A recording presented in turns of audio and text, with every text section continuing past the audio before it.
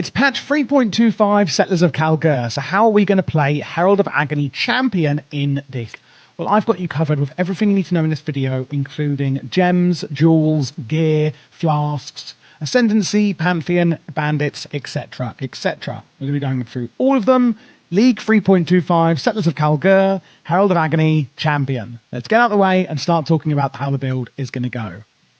So first of all, let's introduce it then, and it's an absolute beast for endgame bossing. Herald of Agony synergizes with Storm Rain to hit really high levels of damage and also survivability, making it a great all-rounder. So basically how it works is Storm Rain's hit is going to stack up virulence stacks with massive ease. And it's going to give you huge sustain through then giving you life gain on hit while still allowing a high level of mobility. That's not to say it's the absolute fastest mapper out there, but it will clear nearly anything. And if we actually look at like the pros and cons of it, it's really, really durable. As I said, don't worry about taking a hit. It's really good survivability on here, fortify, spell suppression, tons of ailment avoid, and near instant life recovery is going to keep you healthy. Just make sure that Storm Rain is hitting things for life gain. It's really highly automated as well, and nearly everything we use is going to be triggered. The only things that we are going to have to be doing ourselves is our Storm Rain, our Convocation, and Flame Dash, as well, of course, as our flasks. For the cons, it is going to require a league start transition. So what I've done is I'm going to put a PoE league start link in the description for Poisonous Concoction. And this is the league start one, again, you're going to see. And then the end game one is the actual full Herald of Agony one. Now, one thing to mention here is that it's not a difficult transition, so don't let that put you off. It farms really smoothly, and it is an easy transition over. The only other con I would say is that sometimes Herald of Agony can be blocked a bit by like terrain and things like that. Even though it doesn't feel like one, it is on paper basically a minion build.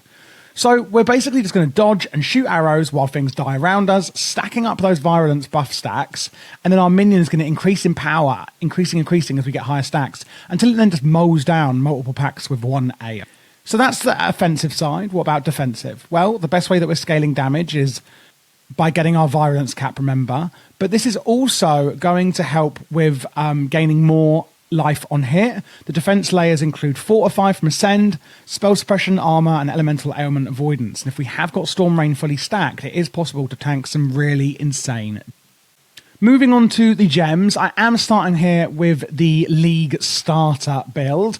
So what I've done is, it is going to be a Poisonous Concoction build to start off. You can see I've put level 1 to 12, Act 1, we've just basically got Poisonous Concoction with a volley and chance to poison, with a Frost Blink and Vitality just to get some movement and sustain there as well. Act 2, we're just adding things like Steel Skin and Clarity. We do get Herald of Agony already at this point, but it's just not going to be as good on its own.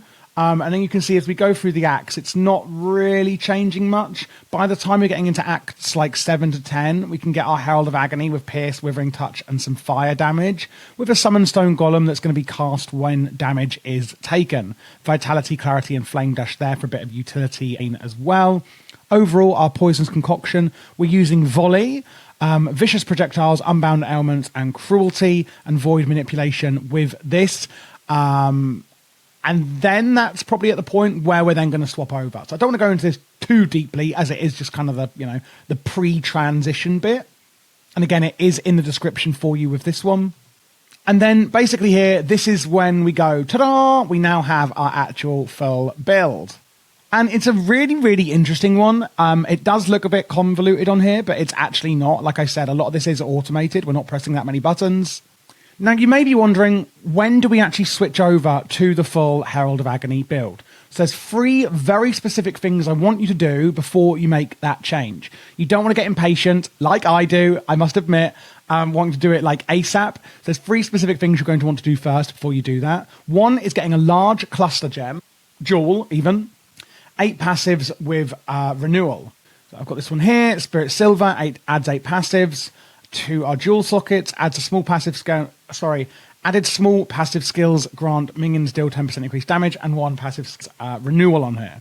On your medium cluster jewel, you're going to want to add 4 passive skills, where one of them is pure agony, And then on a small cluster jewel, where you've got an added passive skill, is Feast of Flesh. Sorry, that's like one of the 3 things. When I say 3 things, I mean jewels and then 2 pieces of gear. So you need these cluster jewels. And then also Quill Rain. You want a 4 link on here. I've got dexterity, physical damage, attack speed, accuracy rating, blah, blah, blah, blah, blah. We're going to go through gear a bit more in a minute. And also the Coming Calamity on your chest. Mana reservation for Herald skills is always 45%. 35% chance to avoid being stunned for each Herald skill affecting you. Once you've got these few things, that is the point where you can go, boom, I'm going to transition over to the Herald of Agony. So what gems then are we using? Well, let's start off with our full 6 link here, and then we're going to go on to the... So the main one here that we're linking is Storm Rain, and basically our goal with this is to poison our enemies as fast as we possibly can. And this is going to give us those virulence stacks, or virulence, I never know how to pronounce that word properly, really, really fast, so that our minions can increase that damage. Remember I said that basically the more stacks of virulence we get, as it's stacking up and stacking up, our minions are doing more and more and more damage, and that is what the Storm Rain is going to basically do for us in this link here, with greater multiple projectiles, chance to poison, of course, Withering Touch, life gain on hit, we've talked about that a lot already, and inspiration. Now, because we don't actually need to do damage with it, we're really only using it to get those virulence stacks up. You can keep this at level 1. Then on our chest, we've actually got our, ta-da, Herald of Agony build. And there's our 6 link on here. Damage on full life, awakened added fire damage, awakened vicious projectiles, and awakened minion damage. When I put awakened on here, specifically, these are the ones that I want you to prioritize for trying to get awakened when, once you reach a point where you possibly can. So these are the ones that are like the most important to do that with. So Herald of Agony is what is actually going to summon this little cheeky minion, and it's called an Agony Crawler. So I'm going to now explain how it works with the virulence stacks and what that actually does to your minion. So putting it simply, it's going to gain attack speed and also damage, about 5 to 10% more damage per virulence stacks, for each virulence stack that you have. Obviously, the more and more and more you have, the more these minions are actually going to do. Mirror arrow on your quiver here. This is going to be adding, a mirror image, a clone that's going to be kind of doing automated DPS boosting for you as well. Enlighten and Arctic Armor here, Determination and Vitality. This is more sort of just keeping you alive, etc. Enlighten giving you more experience. And then for some utility, we've got Flame Dash, Molten Shell with Life Tap and Automation. And that's pretty much it for the gems. It looks convoluted on here, but when you actually talk through it, it's actually fairly straightforward. Actually, sorry, I think I forgot to talk about these ones here. It's a Sniper's Mark, etc. Mark on hit, Convocation and Life Tap. Basically increasing how much damage that the enemies are actually going to be taking from us. That is what they basically do for us. Now then, let's have a look at the gear, flasks, and jewel. So quite a few jewels on this build, which I really enjoy here. We've got the Ghastly Eye Jewel here, maximum life and chances to avoid being shocked and stunned. We've already gone through this one. This is one of the large cluster jewels you need with certain skills on, namely the passive skill is Renewal. We've also got Pillage and Call to the Slaughter on here, with passive skills granting minions increasing damage. Same again on here, on this large one, and then we've got Foe Ruin on here, adding more passive skills, one of those being a jewel slot, and again, adding minions do more damage when you're affected by a Herald, which of course we are. We've got Herald of Agony. Same on the other medium, same on the other medium. And by the way, the passives on here all being Cult Leader and Pure Agony. And then we've got onto our small jewels, adding 2 passives again, increased armor and composure on there, uncompromising on this one, and increased maximum life with Feet of Flesh on there. We then have on our Cobalt Jewel Fertile Mind, adding into Intelligence. Now, Dexterity from passives in Radius is transformed to Intelligence. Of course, there is a PoB link, again, in the see where we're putting all of these. Watcher's Eye, increasing maximum energy shield, mana, and adding huge amounts of armor while affected by Determination. Then, last 2, lightning resistance and modifiers a chance to avoid being shocked apply to all elemental ailments. And prismatic jewel here, 6% again, increased life and increased damage, and reduced effect of curses on you. Really rounded out on those jewels. We've really got something for everything on there pretty much. It's actually quite insane how many we have managed to stack up on this build. Going on to the gear then, a few uniques that we've already spoken through. Quill Rain on your bow. Maloney's Mechanism is one I haven't spoken about yet. Has 1 socket or 2 sockets. Trigger a socketed bow skill when you attack with a bow with a 1 second cooldown. 12% increased attack speed, which I love, with chance to blind and on there. And this is where we're putting our mirror arrows. So it's basically a passive clone that we're putting out here. We've also got the replica Dragon Fang's Flight on the amulet, one of my favorite amulets ever. I use this on a lot of builds. Allocates Whispers of Doom, adding to attributes, massive attributes to elemental resistances, plus 3 level to all Herald of Agony gems, which is obviously huge, and increasing reservation efficiency of skills, and items and gems have reduced attribute requirements, which is always nice.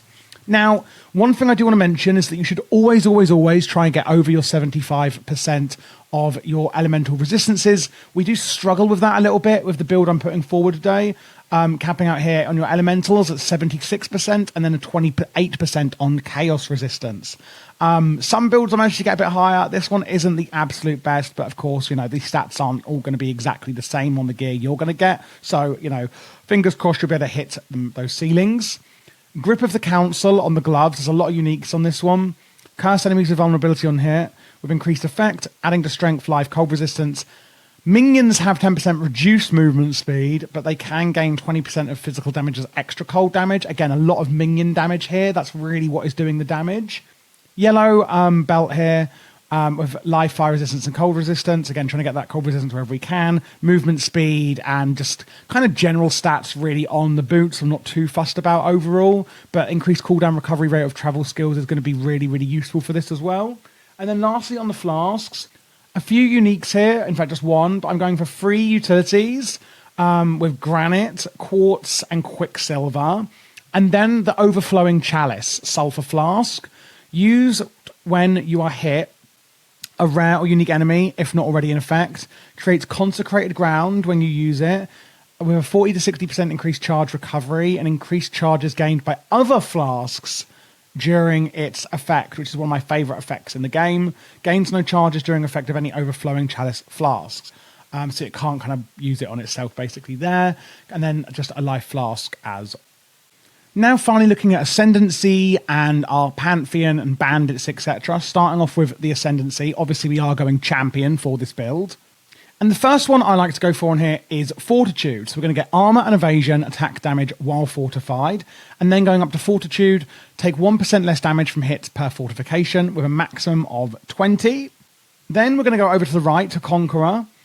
Again, getting armor and evasion and taunt duration. So Conqueror, 100% chance to taunt on hit.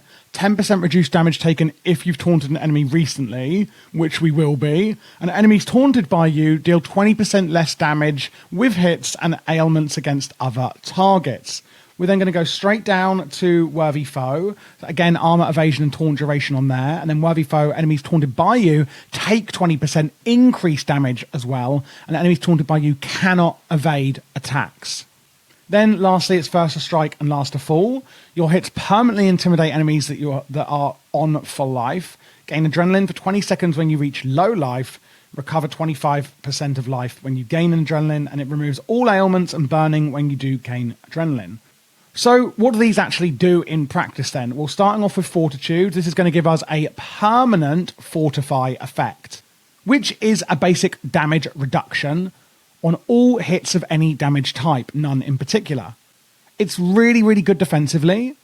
But if you are like, you know what, I'm defensive enough right now, you can go down to, you know, through Conqueror and Worthy Foe first. I like to go to Fortitude to keep myself alive first, but you can go, you know, up to Conqueror and then Worthy Foe, and then Fortitude, and then first to fall. So actually, this one is completely up to you, really, which order you go in. Conqueror, of course, makes it so that we can taunt anything that we hit, reducing damage that enemies deal to us and setting up our minion as well for more success, pushing us down into Worthy Foe, where then when we are taunting them, we're basically doing more damage to them and they can't evade any of our attacks. For the Pantheons, I would go for Linares on the major, so it's a nice, kind of defensive soup, if you will, a bit of a mix. We definitely don't need the passives if we've got all of our jewels adding a lot of passives in this build. And then for the minor, it would be Shikari, which is the easiest way to get some protection from some poison. And speaking of the cluster jewels, because we are getting so many of them, for the bandits, I would advise to kill them all for the extra passive points. Those will come in really handy, reaching those extra passive slots on the tree. And that is pretty much it, guys. That is how you're going to play Herald of Agony Champion in patch 3.25 for Settlers of Kalguur. I hope it was really useful for you. If you do need any help or you have any questions, feel free to join my Discord, link in the description. Or if you'd like some specific one-on-one help or just want to support the channel, you can always join my Patreon as well. There is a link in the description for that if you did enjoy this video. It really helps support the channel. And for other guides, I have got them all here in this playlist for this season of PoE.